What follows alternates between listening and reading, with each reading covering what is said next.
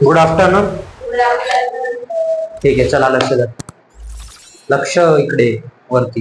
हा, काल काय बघितलं होतं रे आपण? नोट्स देतो मला तुझ्या.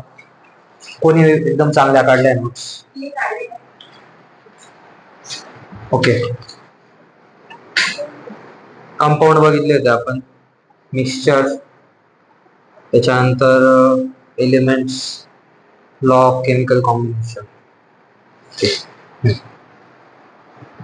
काय काय बघितलं होतं आपण सगळ्यात आधी काल?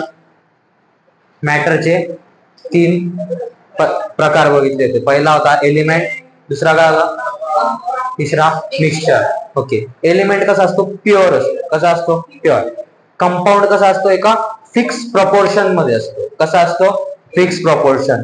आणि त्याच्यानंतर मिक्सचरचं फिक्स प्रपोर्शन असतं का? नाही. ओके. पण मिक्सचर मध्ये किती प्रकार बघितले ते आपण? 2. किती? 2. पहिलं कोणतं? हेट्रोजेनियस. दुसरं कोणतं? होमोजेनियस. जे एकदा मिक्स झाल्यानंतर वापस वेगवेगळं करता येतं ते कोणतं? हेट्रोजेनियस. जे एकदा मिक्स झाल्यानंतर वापस वेगळं करता येत नाही ते कोणतं? होमोजेनियस. त्याच्यानंतर आपण काय बघितले होते?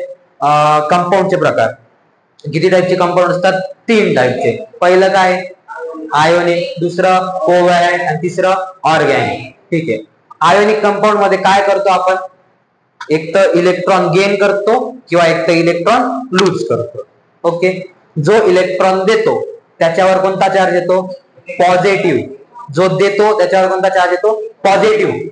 जो देतो त्याच्यावर पॉझिटिव्ह. आणि जो इलेक्ट्रॉन ऍक्सेप्ट करतो त्याच्यावर कोणता चार्ज येतो? निगेटिव्ह. ओके. देतो तर तो उधार देतो ना, आणि जो घेतो त्याच्यावर ओझं असतं ते, मग मायनस, त्याला द्यायचे वापस. ओके. इथपर्यंत कळलं. त्याच्यानंतर ऑर्गॅनिक कसे असतात? त्याच्यात काय असतं? हायड्रोजन अँड ऑक्सिजन असे बॉन्ड्स असतात. त्याला आपण बोलतो ऑर्गॅनिक बॉन्ड्स किंवा ऑर्गॅनिक कंपाऊंड्स.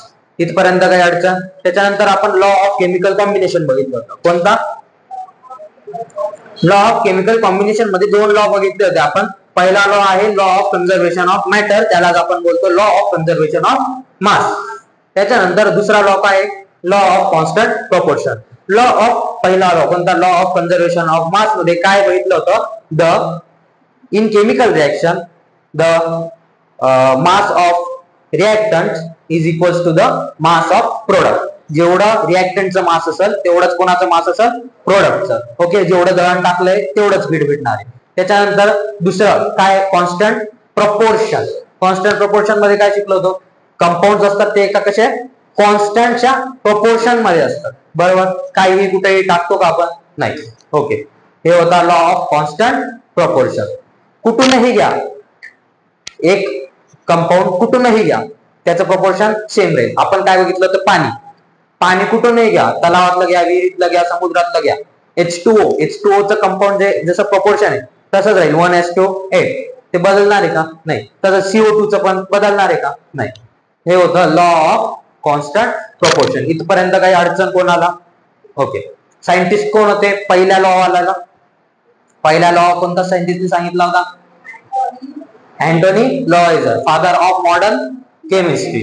त्याच्यानंतर दुसरा कोणी सांगितला होता? Robert Frost. पहिला केव्हा सांगितला होता? 1784. दुसरा केव्हा सांगितला होता? 1794. इथपर्यंत काही अडचण? ओके. बऱ्यापैकी अभ्यास चालू आहे म्हणजे तुमचा घरी. करताय ना रिव्हिजन? त्याच्यानंतर पुढं हळू सांडशील, कॅमेरा सांडेल. ओके. काही अडचण? ओके. त्याच्यानंतर आपण बघितलं होतं इंडियन पण काही सायंटिस्ट होते. सायंटिस्ट नाही म्हणता येणार, ऋषी होते. ऋषी कणाद, त्यांनी सांगितलं होतं परमाणु. बरं. त्याच्यानंतर कोण होता अजून? डेमोक्रेटस नावाचा एक सायंटिस्ट होता. त्यांनी ऍटमला ऍटम असं नाव दिलं. तो ग्रीक सायंटिस्ट होता. त्यांनी ऍटम नाव दिलं. ऍटम हा शब्द आहे ना ग्रीक भाषेत ऍटमॉस वरनं आलेला आहे. कशावरनं? ऍटमॉस. हा, ऍटमॉस वरनं आलेला आहे. ऍटमॉस म्हणजे असा एकदम छोटासा तुकडा जो पुढे डिवाइड होत नाही, त्याच्यावरनं काय आलाय? ऍटम. ओके. ग्रीक लेटर येतो. कोणता आहे? ग्रीक. काय? ऍटम.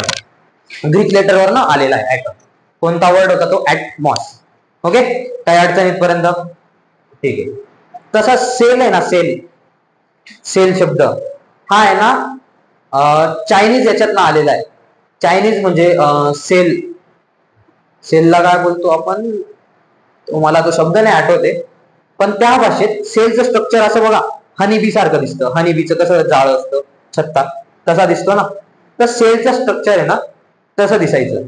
आणि तशाच टाईपचे ना जे मॉन्क असतात ना, मॉन्क मॉन्क माहिती का, बुद्धिस्ट साधू, बुद्धिस्ट लोक, त्यांचे रूम त्याच टाईपचे राहायचे. मग त्याच्यावरनं तो सेल नाव दिलं त्याला. असं सेला असं काहीतरी बोलायचे त्याला, मला तो शब्द नाही आठवते. त्या सेलावरनं सेल असं नाव पडलेलं आहे. आणि ऍटमचं कशावरनं पडलंय, ऍटमॉसवर. ओके. आणि मराठीत नाव कोणी दिलंय, इंडियन लँग्वेज मध्ये, संस्कृत मध्ये नाव ऋषी कणाद. काय, परमाणु आणि अणु. परमाणु किंवा अणु एकच, परमाणु अणु, काही अडचण. पार्टिकलला नाव पण त्यांनी दिलंय कण, कणादवरनं कण, पार्टिकल. ओके, इथपर्यंत काही अडचण. आता आपल्याला बघायचं आहे आज ऍटमचा साईज आणि मास. ओके, ऍटमचा साईज आणि मास. आता हे बघा, लक्ष द्या, ऍटम आहे, ऍटम इतका बारीक आहे, त्याची साईज मोजता येईल का आपल्याला, शक्य आहे का, नाही. आणि ऍटमला बघणं शक्य आहे एवढ्या वेळात नाही. त्या दिवशी मी इलेक्ट्रॉनिक मायक्रोस्कोप बोललो होतो, पण इलेक्ट्रॉनिक नाही, त्याला फील्ड आयन मायक्रोस्कोपने बघू शकतो आपण. कोणता, फील्ड आयन मायक्रोस्कोप, पुस्तकात दिलेलं असेल बघा, फील्ड आयन मायक्रोस्कोप. त्याच्याच खाली आपण काय बघू शकतो, ऍटमला बघू शकतो. ओके. आणि हा जो ऍटम आहे ना, ऍटमची साईज कसं काय मोजतात, कोणाला सांगता येईल, लक्ष द्या. ऍटमची साईज त्याच्या रेडियस वरनं मोजतात. कशावरनं, आता तुम्ही म्हणशाल इथं रेडियस कसं काय आला. सगळ्यात आधी ऍटमचं स्ट्रक्चर बघा असं असतं, मध्ये न्यूक्लियस, आजूबाजूला शेल. ओके. मग आता काहींना एक शेल असेल, काहींना दोन असतील, काहींना तीन असतील, ज्याच्या ज्याच्या नंबरनुसार, ज्या वेगवेगळ्या एलिमेंट्सला, वेगवेगळ्या एलिमेंटच्या ऍटमला वेगवेगळ्या शेल्स. मग न्यूक्लियस पासूनच लास्ट सेल पर्यंत, लास्ट शेल पर्यंतचं जे डिस्टन्स आहे याला रेडियस बोलतो. मग त्याच्यानुसार काय ठरवलं जातं, ऍटमची साईज ठरवली जाते. ओके. जेवढ्या शेल्स जास्त तेवढ्या ऍटमची साईज जास्त, जेवढ्या शेल्स जास्त तेवढी ऍटमची साईज जास्त. पण मग आता तुम्हाला प्रश्न पडेल, आता एवढे 118 एलिमेंट्स आहेत, यात तर 3-4 जणांची तर साईज सारखीच असेल ना, मग तेव्हा कसं काय डिसाईड करायचं ऍटमची साईज जास्त किंवा कमी. मग तुम्हाला सांगितलं होतं मी, वापस एक मी काढतो ऍटम, इथं शेल्स आहेत. ओके. अजून त्याला कम्पेअर करायला दुसरा एक ऍटम काढतो, त्याला पण शेल्स आहे, 1 2 3, 1 2 3. ओके, नीट काढतो व्यवस्थित जरा.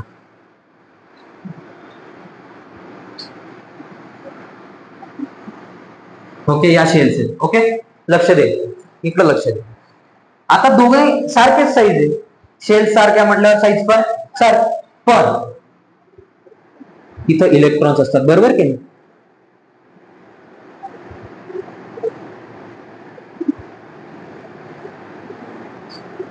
ओके, इथं इलेक्ट्रॉन असतील, इथं 2,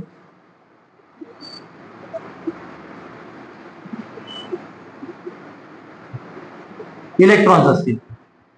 पण ज्याच्या शेवटच्या शेलमध्ये, ज्याच्या शेवटच्या शेलमध्ये जास्त इलेक्ट्रॉन्स उरत असतील, जास्त इलेक्ट्रॉन्स उरत असतील, तर त्याची साईज कमी असेल.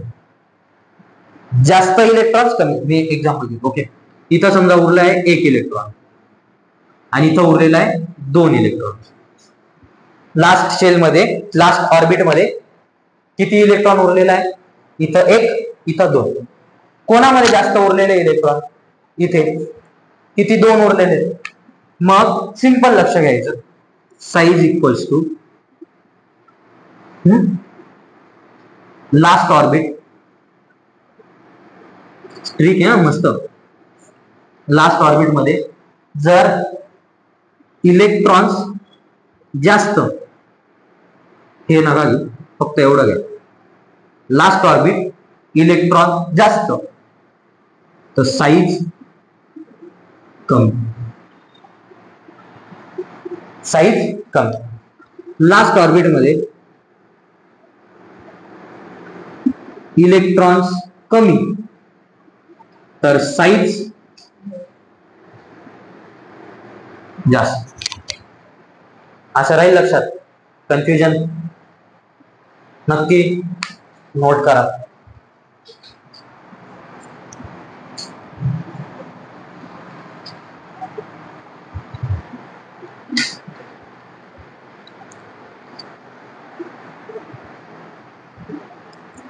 लिहिलं? ओके.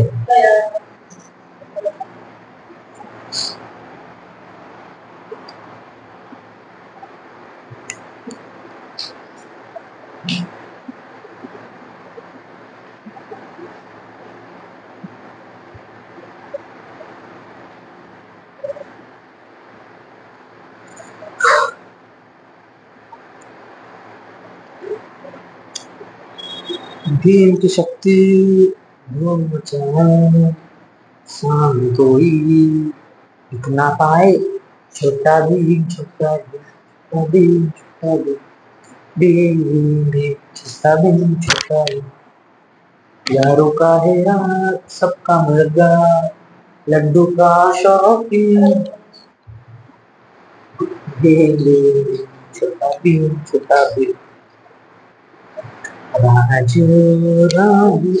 झालं का? चला लक्ष द्या. आता ऍटम मध्ये सब ऍटॉमिक पार्टिकल्स असतात. एवढं माहिती आहे तुम्हाला. काय असतात? Proton, electron, neutron. हे काय असतात? सब ऍटॉमिक पार्टिकल्स. काय असतात? सब ऍटॉमिक पार्टिकल्स. एवढं बेसिक तर माहिती आहे तुम्हाला. ओके. तर सब ऍटॉमिक पार्टिकल्स आता त्याच्यापैकी प्रोटॉन आणि न्यूट्रॉन सेंटरला असतो. एवढं माहिती आहे. प्रोटॉन आणि न्यूट्रॉन कुठं राहतो? सेंटरला, न्यूक्लियस जवळ. आणि इलेक्ट्रॉन कुठं राहतो? बाहेर. एवढं माहितीये. काय अडचण? नक्की नक्की काही अडचण नाही ना इथून? मग आता लक्ष द्या. प्रोटॉन आणि न्यूट्रॉन न्यूक्लियस जवळ, बरोबर. त्याला आपण एकत्र येऊन काय म्हणतो माहिती का? न्यूक्लिऑन्स. न्यूक्लिऑन्स एक नवीन शब्द आहे, लक्षात घ्या. प्रोटॉन आणि न्यूट्रॉन एकत्र आल्यावर काय बोलतो? त्याला आपण न्यूक्लिऑन्स. काय बोलतो? न्यूक्लिऑन्स. ओके. काय अडचण इथपर्यंत? अडचण. मग आता याची साईज आपण मोजली. ओके. साईजचा विषय काय कळला? साईज अशीच मोजतात. काय अडचण? हा, मग साईज काही पण, ज्याचं रेडियस जास्त साईज जास्त. ओके. हे न्यूक्लिऑन्स लिहून घ्या तुम्ही, नोट करून घ्या.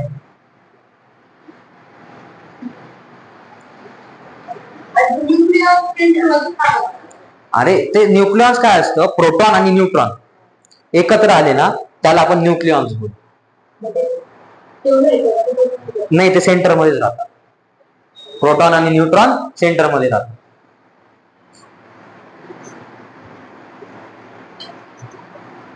लिहिलं? न्यूक्लिऑन्स. हे बघा असं लिहा. Protons and neutrons are together called nucleons. लिहिलं? Okay, very good. जमायला लागलं तुम्हाला, नोट्स काढता यायला लागलं. तुमच्या वेळात तुम्हीच असाल असे की नोट्स काढता येत आहे तुम्हाला. मला सांगायची गरज नाही पडत. आता बरोबर काढताय तुम्ही तुमचे.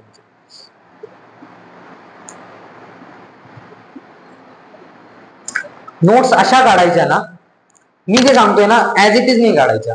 तुम्हाला जसं समजेल तसं. आता मी माझ्या पद्धतीने काढल्या नोट्स, तुम्ही बघतात. माझ्या पद्धतीने काढतो, मलाच कळतं. आणि ते मला नंतर बघितल्यानंतर कळायला पाहिजे मी काय लिहिलंय. नाही तर अशा एकदम भारी काढून ठेवशाल आणि नंतर बघशाल काय झालं, काहीच कळलं नाही.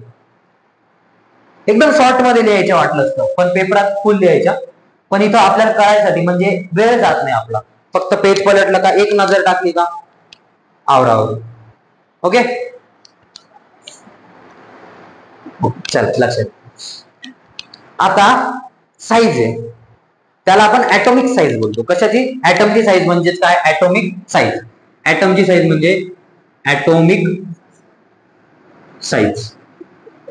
आता प्रश्न पडला असेल, अरे ऍटमची साईज कसं काय मोजशाल? मीटर, किलोमीटर, सेंटीमीटर, मिलीमीटर, कशात तरी मोजू ना. तर ऍटॉमिक साईज ही मोजतात नॅनोमीटर मध्ये. कशात? नॅनोमीटर. कशात मोजतात रे? नॅनोमीटर. कशात? नॅनोमीटर. ऍटमची साईज कशात मोजतात? नॅनोमीटर.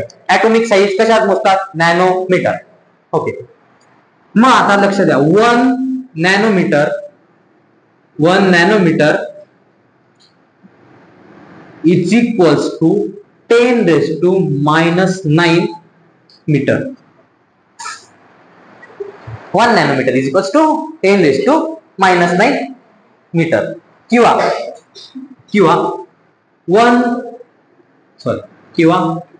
0.123456789 1 मीटर.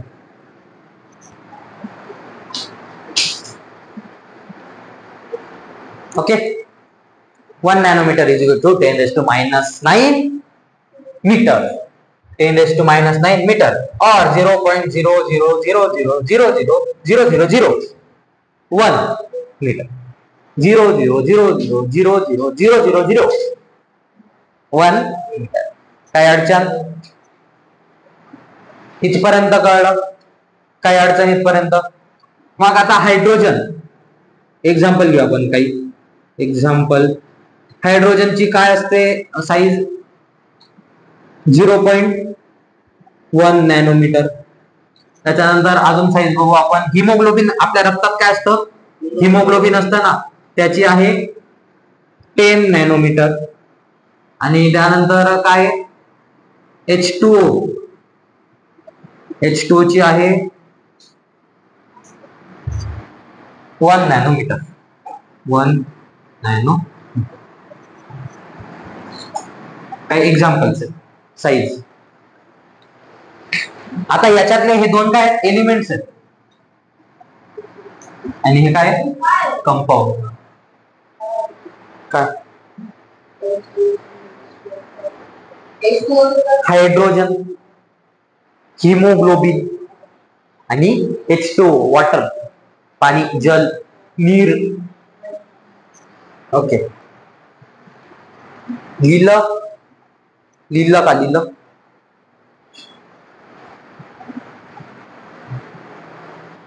रफ करू? कळतंय ना व्यवस्थित? हे शिकवलं होतं शाळेत?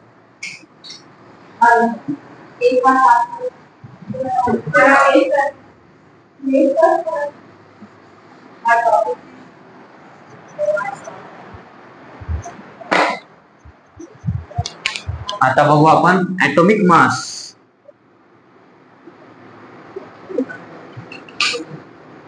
ऍटॉमिक मास लक्ष द्या. आता आहे ना, तुम्ही 8वीला असताना डाल्टन थेरी शिकले असतात. ओके. Dalton's theory. तर डाल्टनचं काय म्हणणं होतं माहिती का? लक्ष द्या इकडं. डाल्टनचं असं म्हणणं होतं की, होतंय ना रेकॉर्ड? हा. डाल्टनचं असं म्हणणं होतं की जे मास आहे ना, ऍटमचं मास असेल ना, मास सगळीकडे इक्वली डिस्ट्रीब्युटेड आहे, असं म्हणणं होतं डाल्टनचं. की मास आहे ना, मास सगळीकडे इक्वली डिस्ट्रीब्युटेड आहे, वाटले गेलेले सगळीकडे, पूर्ण ऍटम मध्ये पसरलेलं इक्वल. पण नंतर जे थॉम्सन नावाचा एक सायंटिस्ट आला. कोण? J Thomson. त्यांनी काय सांगितलं? अरे भाऊ, तू चुकीचा आहे डाल्टन दादा, तू जरा असं थांब. त्यांनी असं प्रूव्ह केलं की इलेक्ट्रॉन्स आहेत ना, इलेक्ट्रॉन्स हे न्यूट्रॉन आणि प्रोटॉन पेक्षा 1800 टाइम वजनाने किंवा मासने कमी आहे. किती? 1800 टाइम कमी. 1800 time less than neutron and proton. म्हणून ऍटमची साईज कसं काय मोजतात माहिती का? ऍटमची साईज मध्ये कोण असेल? Neutron and proton. ऍटमची साईज काय? जेवढे न्यूट्रॉन असतात, neutron plus number of proton is equals to size नाही, mass is equals to atomic mass. आणि ऍटॉमिक मास साइन आहे ए. ऍटॉमिक मास साइन आहे ए. काय साइन? ए. कळलं? आता तुम्हाला सांगतो पिरियडिक टेबल मध्ये एक 10वीचे एक्स्ट्रा इन्फॉर्मेशन घेऊन घ्या. पिरियडिक टेबल मध्ये जी वर लिहिलेलं असतं तो असतो तुमचा ऍटॉमिक नंबर. काय असतो? Atomic number. त्याला रिप्रेझेंट करतो आपण झेड ने. कशाने? झेड. ऍटॉमिक नंबर कशाने रिप्रेझेंट करतो? झेड. आणि खाली असतं ऍटॉमिक मास नंबर. कोणता नंबर? Atomic mass number. त्याला आपण रिप्रेझेंट करतो ए ने. कशाने? ए ने. वरती काय असतो? Atomic number. ऍटॉमिक नंबर आणि खाली असतो ऍटॉमिक मास नंबर.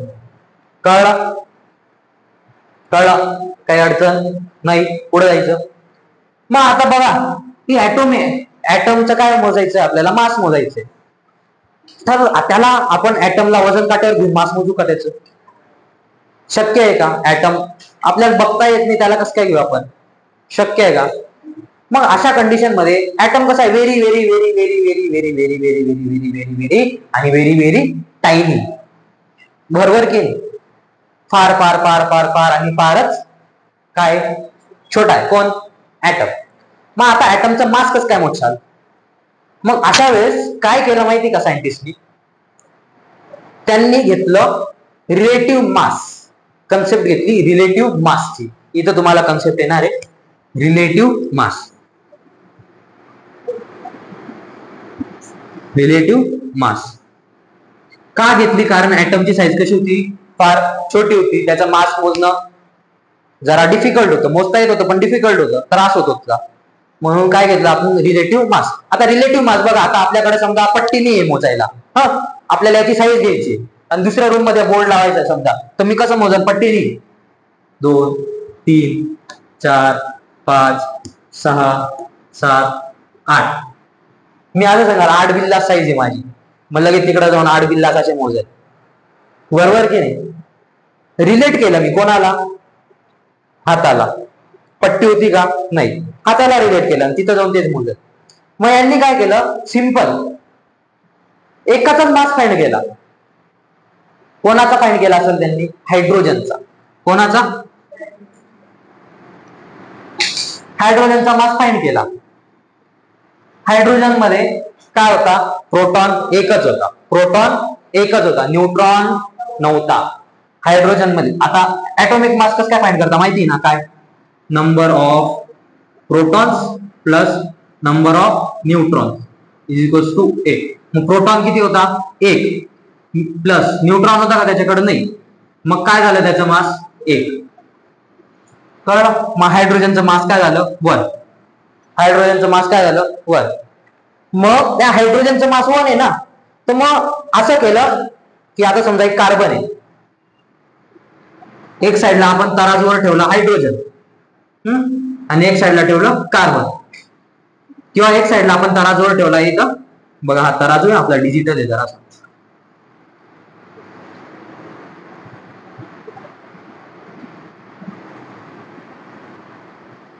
त्यांनी काही खरंच तराजू नव्हते घेतल्या. ओके, तराजू आहे समजा, इथं कार्बन आहे. कार्बन मुळे हे कसं होऊन गेलं? खाली होऊन गेलं. बरोबर? तर मग ते तोपर्यंत हायड्रोजन टाकत राहिले तिथं जोपर्यंत हे इक्वल होत. मग हे इक्वल केव्हा झाले माहिती का? इथं 12 हायड्रोजन टाकले. काय टाकले? 12 हायड्रोजन. 12 हायड्रोजनचे असे ऍटम टाकले टाकले टाकले टाकले इक्वल झालं. म्हणजेच कार्बनचं काय आलं मास? 12. तसंच ऑक्सिजनचं केलं असेल. ऑक्सिजनचं काय आलं असेल? 16. अशा प्रकारे त्यांनी रिलेटिव्ह मासची कन्सेप्ट वापरली. कशावरनं? हायड्रोजनवर. कशावरनं? हायड्रोजनवर. का वापरली बरं? कारण ऍटमची साईज कशी होती? कमी. मोजणं जरासं डिफिकल्ट होत होतं, म्हणून त्यांनी काय वापरली? ऍटमची ही साईज, ऍटमचा मास मोजायसाठी रिलेटिव्ह मासची कन्सेप्ट वापरली. इथपर्यंत काय अडचण? नक्की? ओके.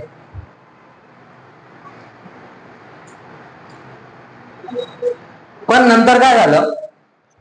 नंतर जसं जसं टेक्निक पुढे जात गेलं, काही काही वेळेस ना फ्रॅक्शन मध्ये येऊन लागायचं. 14.5 15.5 असं येऊन लागायचं. मग ते अर्धा ऍटम टाकतील का बरं? अर्धा हायड्रोजन कापून टाकतील का तिथं? नाही. ऍटमचे तुकडे करतील का ते? नाही. होणारच नाही ऍटमचे तुकडे. मग त्यावेळेस त्यांनी कोणाला घेतलं माहिती? रिलेटिव्ह मासला. कार्बनला. कोणाला? कार्बन. कोणाला घेतलं? कार्बन. जेव्हा फ्रॅक्शन मध्ये येतात ना तेव्हा कोणाला घेतलं होतं? कार्बनला. ओके. आधी कोणाला घेतलं होतं? हायड्रोजन. नंतर कोणाला घेतलं होतं? कार्बन. आता इथपर्यंत काय अडचण? 12 हायड्रोजन मिळून कोणाचं मास तयार होतं? एका कार्बनचं. 12 हायड्रोजन मिळून कोणाचा मास तयार होईल? एका कार्बन. पण आता आपण जे बघतोय ना, आता आपण जो पिरियोडिक टेबल बघतो ना, तिथं काय वापरलेलं आहे माहिती का? Unified mass. काय वापरलंय? Unified mass. कोणतं मास? Unified mass. Which mass? Unified mass. आता हे युनिफाईड मास वापरलंय तर युनिफाईड मास कशात मोजू आपण? ग्राम, किलोग्राम, न्यूटन, कशात मोजू? तर युनिफाईड मास मोजतात डाल्टन मध्ये. कशात? कशात मोजतात युनिफाईड मास? डाल्टन. युनिफाईड मासचं युनिट काय? डाल्टन. काय? डाल्टन. आणि त्याचा सिम्बॉल काय? यू. सिम्बॉल काय? यू. मासचा सिम्बॉल, युनिफाईड मासचा सिम्बॉल काय रे? यू. काही अडचण?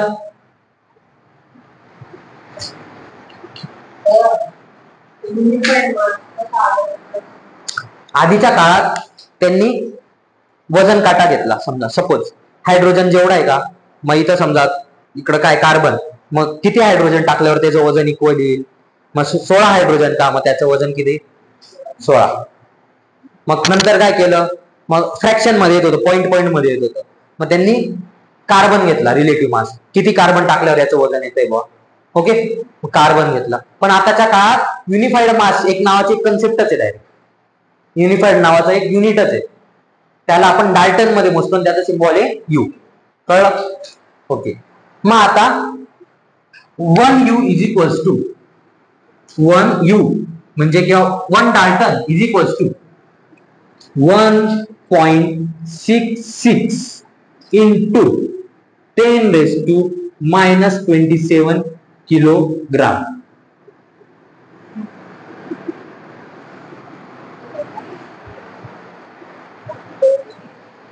-27 किलोग्राम. -27 किलोग्राम.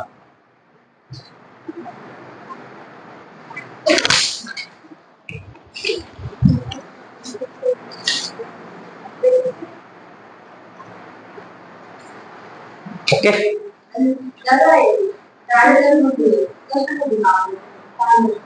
ऍटम आहे ना, ऍटम त्याचं मास मोजतात.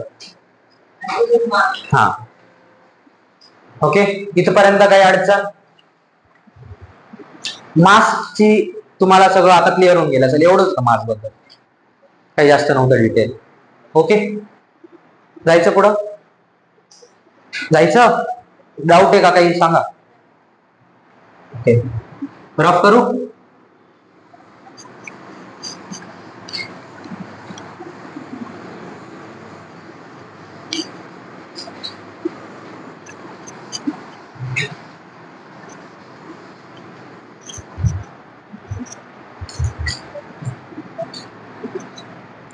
पुढचा टॉपिक आहे आपला chemical symbols of elements.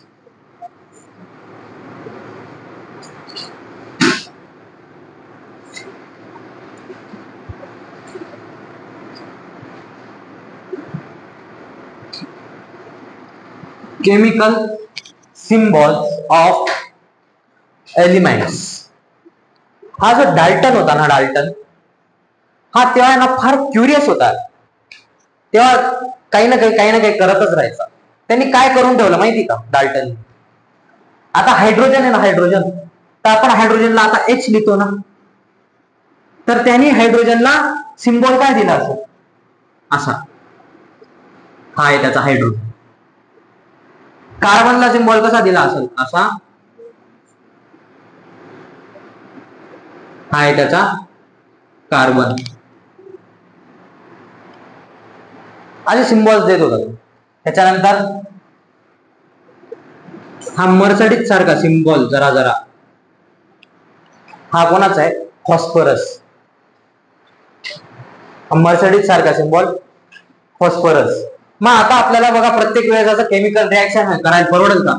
Goal hydrogen plus हे काळं काळं करा, वापस त्याच्यात फॉस्फरस टाका, परवडणार आहे का? नाही. मग त्याच्यानंतर त्या भाऊला एवढा खर्च आहे आपला झेपणार नव्हता. जास्त पेन्सिल वाया गेली असती किंवा पेन वाया गेला असता, आपला टाइम बी वाया गेला असता. ओके.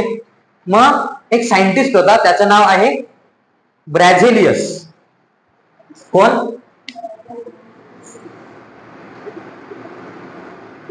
ब्रॅझे. स्पेलिंग ब्रॅझे अवघड नाव असतं.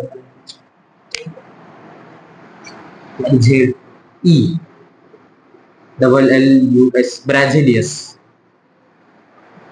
आत्ताच्या काळात आपण जे बघतोय बा, एच म्हणजे हायड्रोजन, कार्बन म्हणजे सी, ऑक्सिजन म्हणजे ओ, ही जी टेक्निक आहे ना, त्या ब्रॅझिलियस नावाच्या सायंटिस्टने ट्रिक दिली होती आपल्याला. सिम्बॉलच्या ऐवजी जो एलिमेंटचा पहिला लेटर आहे ना तो वापरायचा. जो एलिमेंटचा पहिला लेटर आहे ना तो वापरायचा. मग काही काही एलिमेंटचे काय झाले, खूप जणांचे पहिले लेटर एच असतील, बरोबर, हायड्रोजनचा एच आहे, हेलियमचा बी एच आहे, बरोबर की नाही? असे काय खूप जणांचे लेटर सेम असतील. मग काय वापरायचं म्हणे, एक तर पहिला वापरायचा, जर सेम आला तर दुसरा बी वापरून घ्यायचा. हेलियम एच, हायड्रोजन एच, असं. मग आता जर दुसरा बी सेम असेल तर तिसरा वापरून घ्यायचा. मग असं तिसरा बी सेम असेल तर चौथा वापरून घ्यायचा. सगळं सेम असेल म्हणे, सगळं तर सेम राहणार नाही. तर त्यांनी काय केलं, काही मायथॉलॉजिकल नेम. मायथॉलॉजिकल म्हणजे काही कहाण्यांमध्ये सांगतात बघा, मायथॉलॉजिकल कहाण्या ऐकल्यात तुम्ही? ऐकल्यात ना? असं फार भूतिया कहाण्या जराशा पारंपरिक, त्याच्याप्रमाणे नावं, किंवा त्यांना त्या भाषेत काय बोलतात, एखाद्या एलिमेंटला सायंटिफिक नाव आहे तर दुसऱ्या भाषेत काहीतरी वेगळं बोलत असतील त्याच्या भाषेत, तर त्याच्यावर नाव देऊन दिली. ओके. तर अशा प्रमाणे त्यांनी सगळ्यांना वेगवेगळे काय दिले, नाव दिले. अशा प्रकारे आपण काय शिकलो, केमिकल सिम्बॉल्स ऑफ एलिमेंट्स. तुम्हाला पुस्तकात दिलेले आहेत बघा, सगळ्यांचे सिम्बॉल दिलेले आहेत ना, बघा दिलेले आहेत ना, hydrogen H, helium H E, ते लक्षात राहू द्यायचे. ओके. आता पुढचा टॉपिक आहे आपला molecules of compound and molecules of elements. Molecules of compound and molecules of elements. त्याच्या आधी एक पॉइंट राहिला माझा सिम्बॉल्स मध्ये. आता आहे ना, हे सिम्बॉल द्यायचं काम कोण करतंय माहिती का? आयुपॅक. IUPAC, आयुपॅक. हे आयुपॅक म्हणजे काय? International union of pure and applied chemistry. International union आहे, त्यात सगळे सायंटिस्ट लोक एकत्र येतात, जगातले टॉप सायंटिस्ट, आणि ते वेगवेगळे केमिकलला नाव देतात, तेच मास काय त्यांचं ते सांगतात, हे तेच लोक सांगत राहतात. आयुपॅक. आताचे सिम्बॉल वगैरे द्यायचे काम कोण करते? आयुपॅक. एक नवीन एलिमेंट शोध लागलेला आहे माहिती तुम्हाला, बोसॉन नावाचा एक एलिमेंट शोधायला लागलेला आहे. बोसॉन. हा बोसॉन नावाच्या एलिमेंट मध्ये असा प्रकार आहे, तुम्ही नटराजचं चित्र पाहिलंय? नटराज पेन्सिल नाही, नटराज ते एका पायावर नाचतात बघा, ते सिम्बॉल असं असं गोल असतं. साऊथचे पिक्चर्स पाहिलेत का तुम्ही? साऊथच्या पिक्चर मध्ये असं एका पायावर बॅलन्स असतो, असं मूर्ती असते बघा, ती नटराजची पितळाची मूर्ती असते. तर सेम त्याचं स्ट्रक्चर सापडण्यात आलंय. त्याला आहे ना गॉड्स पार्टिकल पण बोलतायत. काय बोलतात त्याला? God's particle. बोसॉन ना, काय बोसॉन किंवा गॉड्स पार्टिकल. 119 वा एलिमेंट. आतापर्यंत 118 होते ना, 119 वा सापडलाय गॉड्स पार्टिकल. सगळे इंटरनल स्ट्रक्चर सेम नटराज सारखं आहे. आणि असं म्हणतात की आपल्या भारतीय मुनींना, ऋषींना आधीच माहिती होतं. त्या बोसॉन मध्ये फार एनर्जी आहे त्या ऍटम मध्ये, आणि त्याचं स्ट्रक्चर सेम नटराज सारखं. मग याच्यावरनं कळतंय की इंडियन लोकांनाही माहिती होतं आधीच असे एलिमेंट्स असतील. ओके. आयुपॅक कळलं, international union of pure and applied chemistry. माझ्या मागे बोला, इंटरनॅशनल. भुका जराशे international union of pure and applied chemistry. International union of pure and applied chemistry. हा होता आयुपॅकचा फुल फॉर्म. आता पुढचा टॉपिक आहे मॉलिक्युल्स ऑफ एलिमेंट्स आणि मॉलिक्युल्स ऑफ कंपाऊंड्स.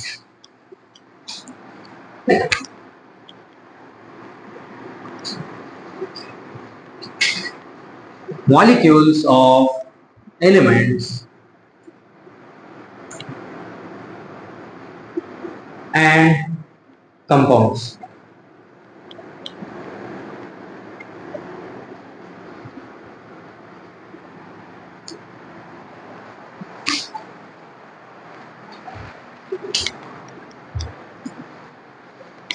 टाकला टॉपिकचं नाव molecules of elements and molecules of compounds. आता लक्षात द्यायचं, आपण सगळ्यात आधी बघू मॉलिक्युल्स ऑफ एलिमेंट्स काय विषय. काही काही एलिमेंट्स आहेत ना, लक्ष द्या इकडं, काही काही एलिमेंट्स आहेत ना त्यांना आहे ना स्वतः एकटं राहायला आवडतं. जसं काय हेलियम. कधी हेलियमच्या मागं पुढं 1 2 ऐकलंय? He3 Heच राहतो ना काय, बरोबर ना? Heच राहतो काय, काही राहतं का त्याच्या मागं पुढं? नाही. तो इंडिपेंडंट आहे ना, कोणावर डिपेंडंट आहे का तो? नाही, एकटा राहू शकतो. मग तो कसा आहे? इनडिपेंडंट. इनडिपेंडंट, तो इंडिपेंडंट आहे. मग असे एलिमेंट जे इंडिपेंडंट आहे, स्वतः राहतात, स्वतः खुद के मर्जी के मालिक. हिलियम झाला, निऑन झाला, ओके. ज्यांना आपण बोलतो मोनो ॲटॉमिक. काय? Mono atomic elements. कोणते elements? Mono atomic elements. Mono atomic elements.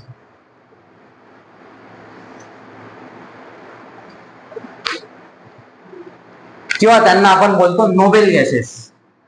काय? Noble gases. जे कसे राहतात? इंडिपेंडंट राहतात. कसे राहतात रे? इंडिपेंडंट.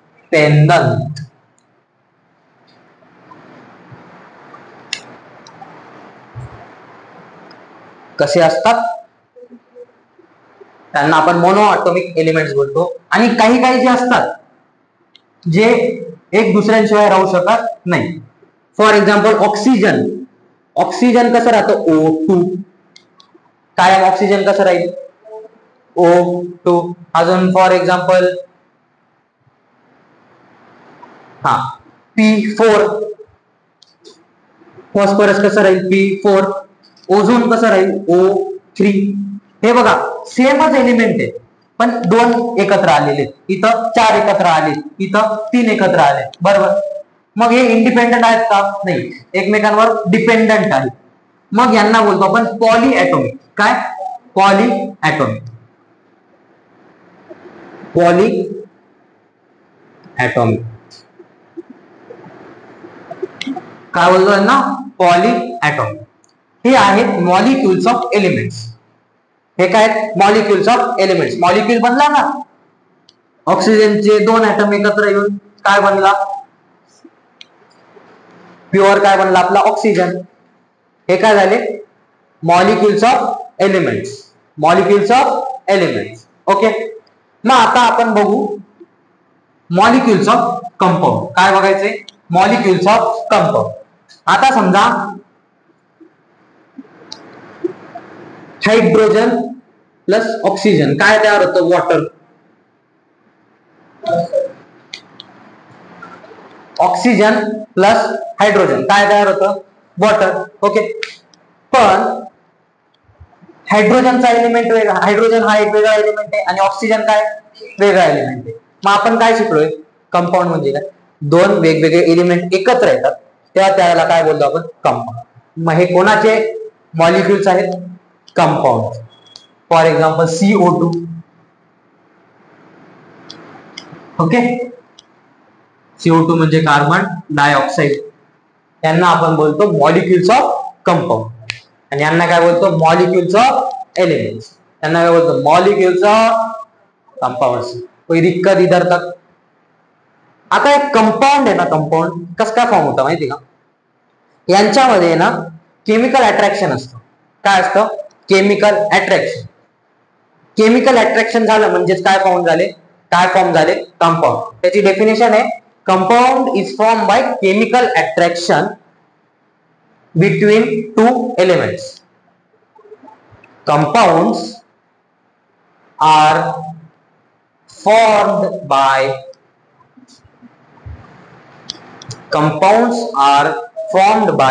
chemical attraction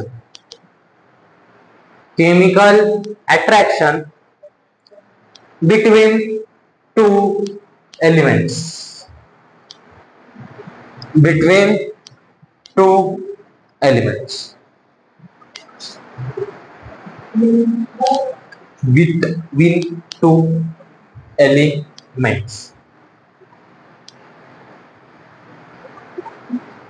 okay. आजसाठी आपण बस एवढंच बघणार आहे. उद्या आपण बघणार आहे मोल कन्सेप्ट. कोणती कन्सेप्ट? मोल, जी की शिक्षकांच्या दृष्टीने सगळ्यात अवघड असते, पण ती अवघड नाही. सगळ्यात इझी काही असेल ना केमिस्ट्रीमध्ये तर ते आहे फक्त आणि फक्त मोल. सगळ्यात जास्त मार्क्स तुम्हाला नीट मध्ये मोल कन्सेप्ट देणार. मोल कन्सेप्ट सगळ्यात इझी, एकदम इझी कन्सेप्ट आहे, काहीच नाही. फक्त कम्पेअर करायचं आपल्याला मोल, ॲव्होगॅड्रो नंबर वगैरे वगैरे फार येणार आहे तुम्हाला. ओके. घरी जाऊन व्हिडिओ लेक्चर रिवाइज करा. आज उद्यामध्ये पडून जातील ते. तुमच्या फ्रेंड सोबत शेअर करा. ओके. जरा दाखवा त्यांना काय मिस करतायत ते.